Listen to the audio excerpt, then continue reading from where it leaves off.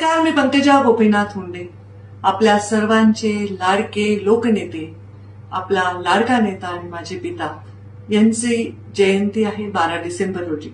दरवर्षी गेले दशकभर आपण खूप भव्य कार्यक्रम केले, पण मागच्या वर्षीपासून मी सांगितलं की त्यांनी आपापल्या गावामध्ये मुंडे साहेबांच्या स्मरणामध्ये मुंडे साहेबांना शोभेल असा कार्यक्रम घ्यावा आणि लोकांनी त्याच्यावर अवलंब केला आणि अगदी गावोगावी मुंडे साहेबांची जयंती मोठ्या जल्लोषामध्ये साजरी झाली.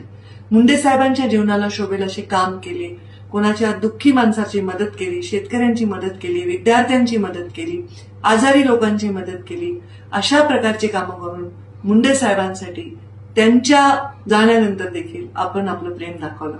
याही 12 डिसेंबरला जिथे आपण आहात तिथून जरी मुंडे साहेबांना हवा असणारा एखादा विचार सोबत घेऊन आपण कार्यक्रम केला तर तीच खरी मुंडे साहेबांना श्रद्धांजली असेल. मी नागपूर अधिवेशनात आहे, तरीही मी 11 तारखेला परळी वैजनाथ येथे जाणार आहे आणि 12 तारखेला सकाळी 11 वाजता मी स्वतः गोपीनाथ गडावर असणार आहे. जे लोक तिथे येतील त्यांना तिथेच भेटू.